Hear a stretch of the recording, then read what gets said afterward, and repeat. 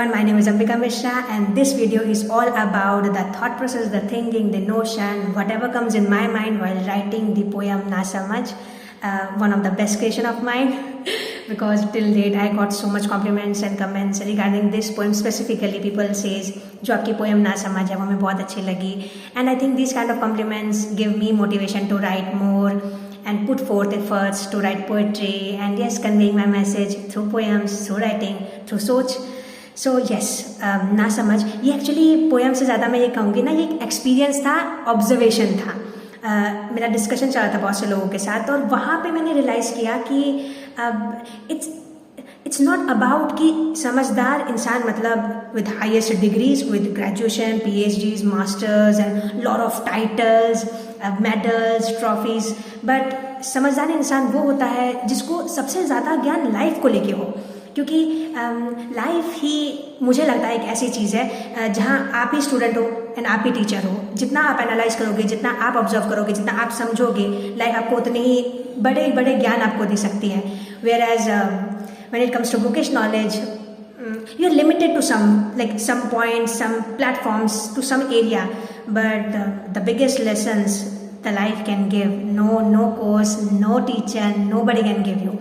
समझदार इंसान वो होता है मेरे हिसाब से जो आगे वाले की बात को समझे, जो लोगों को समझे, नेचर को समझे, जिन्हें ज़्यादा अपने भावनाओं को व्यक्त करने की ज़रूरत ही ना पड़े, जो आगे वाले इंसान की कुछ बातों से उसके पूरे थॉट प्रोसेस को, वो क्या सोच रहे हैं, क्या कहना चाहते हैं, उस चीज़ को समझे.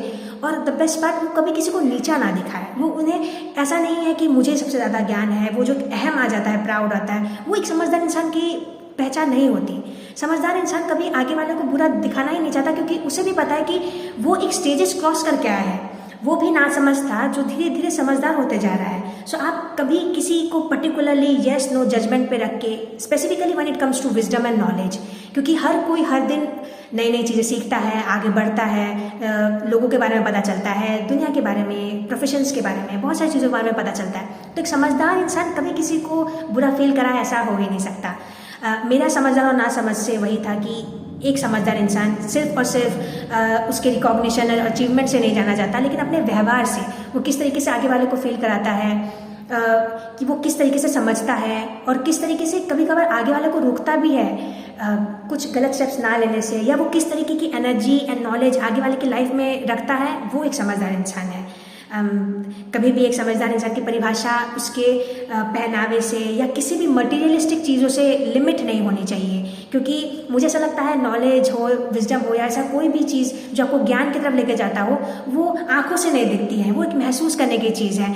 आप जब रहते हैं, आपको एक इंसान का ऑरा, उसका अपने शब्दों को व्यक्त करने का स्टाइल, वो किस तरीके से बोलते हैं, क्या बोल रहे हैं, कितना बोल रहे हैं और क्यों बोल रहे हैं, उन चीज़ों से आपको पता चलना चाहिए. ना कि उन्होंने कितना दिखाया या उन्होंने उस पूरे कन्वर्सेशन में अपने बारे में कितनी बातें की हैं, कितना लोगों को इंटैक्ट करने की कोशिश की है, उनका ध्यान ना भटके या अपने तक रखने की, या प्रॉफिट एंड लॉस और how much it is beneficial, is it enough और नॉट, और is it worth it.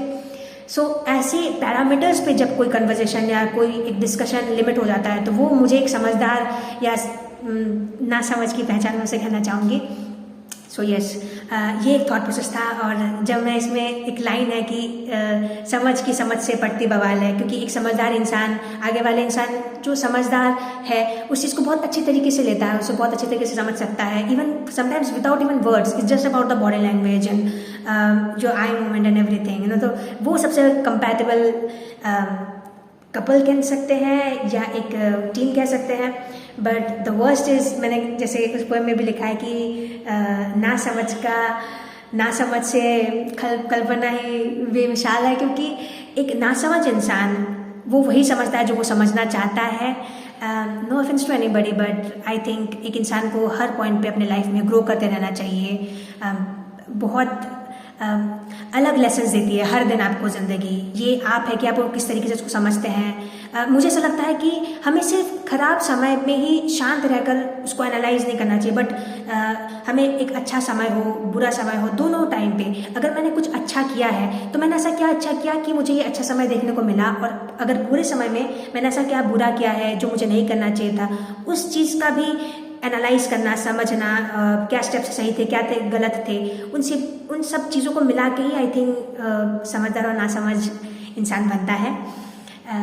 And the best part is वो पोएम जो थी वो मैंने उसके ना डबल मीनिंग है। लाइक अगर आप अब एक जब पोएटिक व्यू में आप उसको सुनते हो तो आपको बहुत मज़ेदार लगेगा, बड़ा बड़ा वो पोएटिक फेनेटिक व्यू देता है कि ऐसा बड़ा रिदमिक है, बहुत इन्जॉय करेंगे। लेकिन अगर आप उसी को अगर सोचे या समझे, अगर आप उसको 2-3 बार सुनेंगे, यू विल अंडरस्टैंड दैट एक हिडन उसका मीनिंग है जो हर कोई समझना चाहता है, समझता भी है, लेकिन उसे कितना एक्सप्रेस करे और दिखाए, ये लोगों में लिमिट रहता है।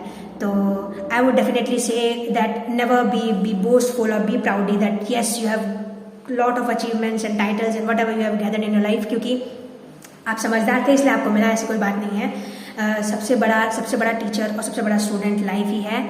वो आपको क्या सिखाती है, उससे आपने कितना सीखा, आपने आगे जो इंसान बैठा है आपके सामने, उसकी लाइफ में आपने कितने एफर्ट्स डाले हैं, उसकी लाइफ आपने कितनी बेहतर की है, कितने अच्छी तरीके से सुधारा है, वो आपका सबसे बड़ा अचीवमेंट होना चाहिए। क्योंकि education is the modification of behavior, and it's not just about the bookish knowledge you carry, it's not about the grammatics and the most profound and particular knowledge about some specific domains, but it's just about like how you analyze the life, the nature and the people, the most beautiful thing God has made, people specifically. So understand people, be समझदार, be understanding, be kind enough to understand the other person's view too। क्योंकि कभी कभार क्या होता है कि हम किसी चीज़ को लेके बड़ा रिजिड हो जाता है कि ये पर्टिकुलरली सही है, ये गलत है, ये ऐसा ही होना चाहिए, ये ऐसा नहीं होना चाहिए। लेकिन हम ये भूल जाते हैं कि जो एक्सपीरियंस या पढ़ाई या बुक या जो भी हमने फॉलो किया है या जो लाइफ ने हमें सिखाया है, क्या हर चीज़ को देखने का, समझने का क्या एक ही तरीका होता है? No, it can be a multi dimensional thing also. So don't limit your self.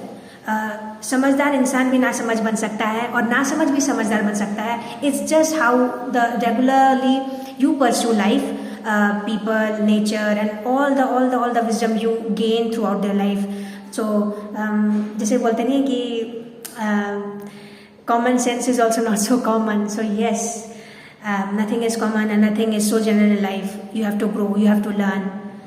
This is the thought process and I think और भी मैं ऐसे पोइट्री लिखते रहूँगी जो आपको भी पसंद आए, जिससे मुझे और ये सुनने का मौका मिले कि मैम आपकी ये पोएम अच्छी थी या ये पोएम आपकी ये थी। जो भी आपको लगता है आप बोलते हो तो वो मुझे बहुत मोटिवेट करता है।